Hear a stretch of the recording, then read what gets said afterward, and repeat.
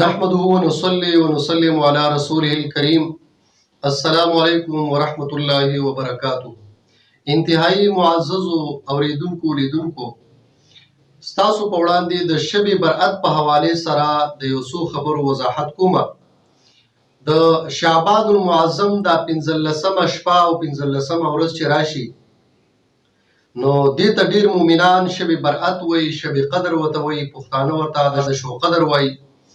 نو لہذا د دغه شپې څه خصوصیت او یا د دې څه اهمیت، د دې عظمت او د دې خاصواله دا د شریعت کې څنګه دی، د دې اصلیت شته نشته دی، او یا د خلکو د ځان دغه حدیث جوړ کړی دي. نو په دې حواله سره ډیر ضروری تاسو وړاندې اوسو خبرې کومه، ضروری واورئ او مخکې نور مسلمانانو سره د ثواب په نیت باندې شیر کړئ. د شب برأت عظمت او د شب برأت خاصواله او د دې اهمیت او فضیلت دا د ګڼو احادیثونه او د آثارو د صحابه کرامو او اقوالو د سلفونو ډیر واضح او په بداهت حقیقي تور باندې د دې ثبوت شته دی. زه تاسو وړاندې یو څو خبرې کوم، ځکه په دې شپه باندې اکثر مسلمانان چې دي شپه کې دوی عبادت کوي، د شپې قیام کوي، د ورځې روزه نیسي او څوک مقبرو ته ځي. نو آیا دغه اعمال د قرآن او حدیث نه، د نبی کریم صلی الله علیه وسلم د اقوال او افعال نه ثابت دي او کنا د مسلمانانو دا یو نوې کار او یو نوې سیس په دین کې ایجاد کړی دی؟ نو راځي حدیثو طرف ته ځو. نمبر حدیث عن عروة عن عائشة قالت كنت إلى جنب النبي صلى الله عليه وسلم ففقدته فأبغيته فإذا هو بالبقيع رافعا يديه يدعو فقال يا بنت أبي بكر أخشيت أن يحيف الله عليك ورسوله إن الله تعالى ينزل في هذه الليلة ليلة النصف من شعبان فيغفر فيها من الذنوب أكثر من عدد الشعر مع كلب. دا حدیث ترجمه در تکوم او دا حدیث حوالم در کومه. دا حدیث امام ترمذی په کتاب الصوم باب ما جاء فی لیلة النصف من شعبان کې ذکر کړی دی او د حدیث نمبر دی 739. او دویم دغه حدیث ابن ماجه ذکر کړی دی په خپل سنن کې او د حدیث نمبر دی 1379. او دغه رنګه د امام بخاری استاد مصنف ابن ابي شيبه په خپل کتاب کې ذکر کړی، خپل مصنف کې، او مسند احمد بن حنبل او ابن بطه په عبارت الکبرى کې ذکر کړی دی، او اسحاق بن راهوی په خپل مسند کې ذکر کړی دی، امام الالکائی په شرح اصول اعتقاد اهل سنت کې ذکر کړی دی، او امام بهقی په خپل دواړو کتابونو کې مشهور کتاب د شعب الایمان په هغه کې ذکر دی، او فضائل الاوقات کې دغه حدیث ذکر کړی دی. د دې علاوه نور متعدد کتابونه دي، خدای ویډیو وګديږي. مطلب دا دی چې دغه حدیث په ډیرو غړو کتابونو معتبرو کتابونو کې ذکر دی. حضرت عائشہ به فرمایي چې یو شپه ما نبی کریم صلی الله علیه وسلم په خپل آرامګاه کې اونموند، نو زه پسې پاسېدم او مې لټم چې مې کاته، نو نبی کریم صلی الله علیه وسلم جنت البقیع ته تللی دی، د صحابه کرامو مقبرې ته تللی دی. چې کله نبی کریم صلی الله علیه وسلم زه ولیدم، نو ماته یې وویل چې یا بنت ابي بکر اخشیت ان يحيف الله عليك ورسوله، چې ته ویریدې چې د الله او د الله رسول په پتا باندې ظلم کوي، یعنی ستا په نمبر کې به زه چېرته بل ځای ته تلم، ستا سره به زه په امانتو کې خیانت کوم. نبی کریم صلی الله علیه وسلم عائشہ به ته فرمایي ام المؤمنین ته چې ان الله ينزل في هذه الليله، دغه شپه د لیلة النصف من شعبان، د شعبان 15مه شپه وه. نبی رسول الله فرمایي چې الله جل جلاله د خپل شان موافق آسمانی دنیا ته نزول کوي. دا نزول څه انسانانو په شان د پیریانو په شان نه دی، دا د الله د شان موافق دی چې هغه څنګه نزول دی، د هغې کیفیت موږ ته نه دی معلوم. نو الله جل جلاله نزول کوي آسمانی دنیا ته، او فیغفر فیها من الذنوب اکثر من عدد الشعر مغز کلب. په دې کې خدای پاک خلکو ته بخنه کوي، څومره خلکو ته بخنه کوي او د څه په مقدار بخنه کوي. په دې عربو کې یو قبیله وه، بنو کلب قبیله ورته وایي. د دغه قبیلې دا خاصیت و چې دوی به دا ګړي بيزي د ټولو نه زیاتې ساتلې. نو نبی علیہ السلام فرمایي چې د بنو کلب قبیلې د ګړو بيزو د ویختو مقدار الله جل جلاله په دې شپه کې مؤمنانو مسلمانانو ته مغفرت کوي. نو څومره د عظمت شپه ده. دغه شان بل حدیث مبارکه دی چې په دغه شپه باندې قیام کول، عبادت کول او د ورځې روزه نیول، دا د مسلمانانو ته د نبی کریم صلی الله علیه وسلم د طرف نه یو خصوصي امر دی. حضرت علی بن ابي طالب رضی الله تعالی عنہ روایت کوي چې نبی کریم صلی الله علیه وسلم او فرمایل اذا كانت ليله النصف من شعبان فقوموا ليلها وصوموا نهارها فإن الله ينزل فيها لغروب الشمس إلى سماء الدنيا فيقول ألا من مستغفر لي فأغفر له ألا مسترزق فأرزقه ألا مبتلا فأعافيه ألا كذا حتى يطلع الفجر. دا حدیث ذکر کړی دی سنن ابن ماجه په کتاب اقامت الصلاة او باقاعده د شپې د پاره باب قائم کړی دی باب ما جاء فی لیلة النصف من شعبان جلد نمبر 1 صفحه نمبر 444 او د حدیث نمبر دی 1388. دین علاوه امام بهقی په خپل دواړو کتابونو کې ذکر کړی دی. نور متعدد کتابونو کې دا حدیث ذکر دی. حضرت علی سے فرمایي چې نبی کریم صلی الله علیه وسلم او فرمایل چې کله د شعبان د 15 راشي د شو قدر شپه راشي شب برأت راشي شب قدر راشي نو تاسو د شپې خدای پاک ته قیام وکي عبادت وکي او په دغه ورځ باندې بیا تاسو روزه ونیسئ. نو ځکه ډیر مسلمانانو دا معمول دی د ډیر د پوخانه د نبی رسول الله والسلام زمانه نه بیا د صحابو د زمانه نه دغه اقوال ممتد متواترن راسیدلی دي چې د شب برأت په دې شپه باندې با خلک قیام کوي اکثر د شپه رون تیرې دغه حدیث هم درته مچ چا د شپه رون تیر کړه او عبادت په کو دا انسان د پاره څومره ثواب دی هغه حدیث هم درته وایم. نو په دغه شپه باندې خلک عبادتونه کوي او د ورځې روزه نیسي نو دا بالکل د نبی کریم صلی الله علیه وسلم قولی حدیث دی. لہذا دا ډیر یو مبارک عمل دی چې په شب برأت په شپه باندې سړی عبادت وکړي او د ورځې بیا روزه ونیسي.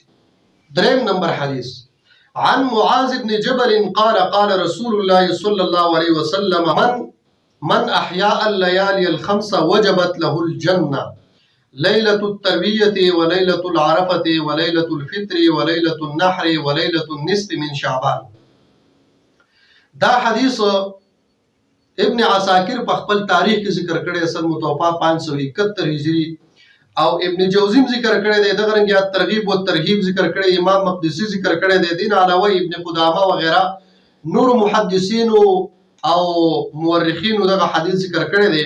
حضرت معاذ بن جبل فرمایي چې نبی کریم صلی الله علیه وسلم فرمایل چې چا په کال کې دا 15 شپې رون کړي په عبادت کې نو خدای پاک په دغه انسان د لپاره جنت واجب کی د جنت مستحق شو. هغه 15 شپې کمی کمی دي.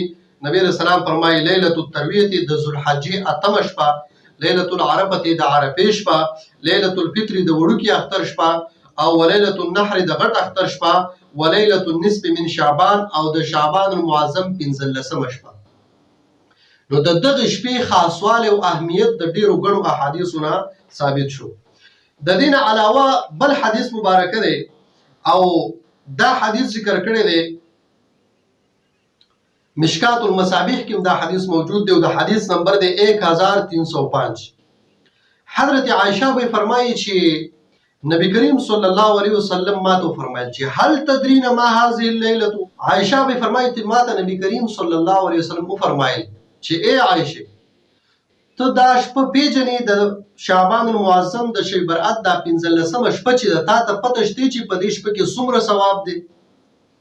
نو حضرت عائشہ به فرمایي ما فيها یا رسول الله صلی الله علیه وسلم اے دا الله رسوله په شب برأت کې د شعبان په دې 15 شپه کې څه ثوابونه دي. نبی رسول الله تو فرمایل فقال فيها يكتب كل مولود من بني آدم في هذه السنه. په دې کال کې د روان کال د دغه شپې پورې چې څومره ماشومان پیدا کیږي هغه ټول ماشومانو لیست دا پکې ولیکل شي او بیا فرشتو ته حواله شي.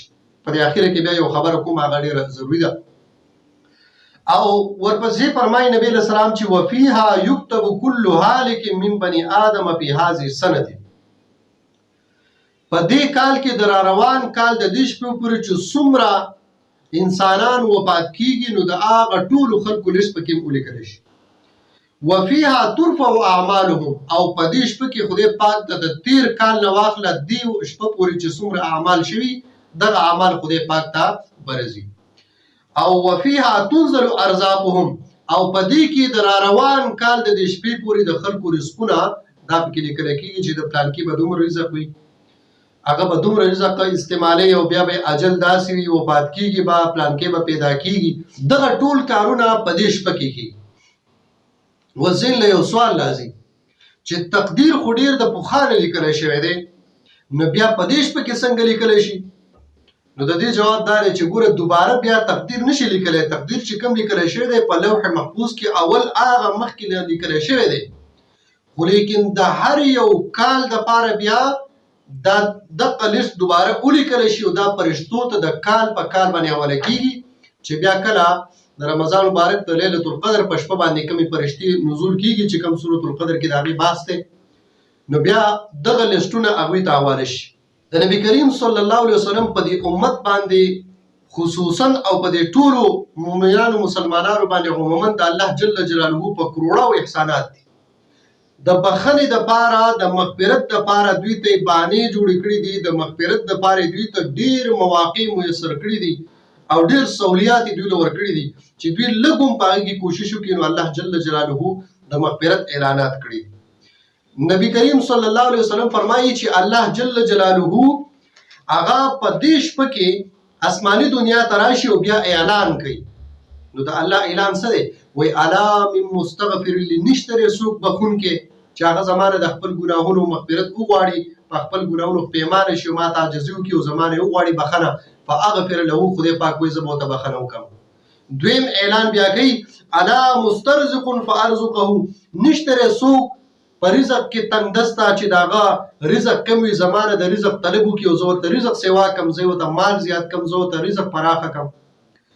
او بیا وایي چې الا مبتلا، نشته دی څوک په امتحان کې په چا باندې څه تکالیف مصیبتونه د چا حاجتونه نشته دی، الا کذا الا کذا، پلانکې حاجت پلانکې حاجت دا نشته دی د چا چې زما نه دغه حاجت وغواړي فوعافیه، زه ورته هغه حاجت ورکړم او در عافیت ورکړم. حتی یطلع الفجر، نبی علیہ السلام فرمایي تر دې پورې چې د سحر نور راوخیږي الله جل جلاله دا اعلانات کوي. نو دومره بهترین شپه ده. خو ګوره دا مو اورئ چې په دې شپه کې خدای پاک خو مغفرت کوي انسانانو ته، خو یو څو قسمه خلک دي چې هغه خلکو ته پکې بیا هم خدای پاک مغفرت نه کوي. نبی علیہ الصلوۃ والسلام فرمایي، امام بهقي په شعب الایمان کې دا حدیث ذکر کړی دی او د حدیث نمبر دی 3556. نبی علیہ السلام فرمایي اتانی جبریل علیه السلام، وایي ما ته جبریل علیه السلام راغی، فقال هذه الليله ليله النصف من شعبان، دا شپه چې کومه ده د شعبان دا 15مه دا شب برأت د شو قدر دا شپه چې ده، لله فيها عتقاء من النار بعدد شعور غنم كلب، د بنو کلب قبیلې د ګډو بیزو د ویختو برابر الله جل جلاله په دې کې مغفرت کوي د جهنم نه او د عذابونو نه مسلمانان دا معاف کوي. او خلا ينظر الله فيها الى مشرک، مشرک ته پکې خدای پاک د رحم په نظر باندې نه ګوري، د مشرک مغفرت نه کوي. ولا مشاحن ولا الى مشاحن، او د کینه پرور بغض کوونکی او حسد کوونکی انسان مغفرت پکې خدای نه کوي. ولا الى قاطع رحم، او بل هغه انسان چې هغه خپل ولی رشتہ دادی صله رحمی چې کوم درو د دې قطع کوونکی. ولا الى مسبل، او تکبر کوونکی انسان ته پکې خدای پاک مغفرت نه کوي. ولا الى عاق والديه، د مور او پلار نافرمان ته پکې خدای پاک مغفرت نه کوي. ولا الى مدمن خمر، او بل عادي د شراب او عادت انسان، شراب او عادي انسان ته پکې خدای پاک مغفرت نه کوي. نو عرض دا کوم چې دا شپه راتلونکې ده، نو الله تعالی پکار دی چې په دې کې مونږه دا شپه خپل قیمتي کو، د خدای پاک عبادت ادا کو، خپل د ګناهونو مغفرت وغواړو، په دغه ورځ باندې روژه ونیسو. الله جل جلاله دې مونږ او تاسو ټول په دغه حدیث باندې عمل کړو توفیق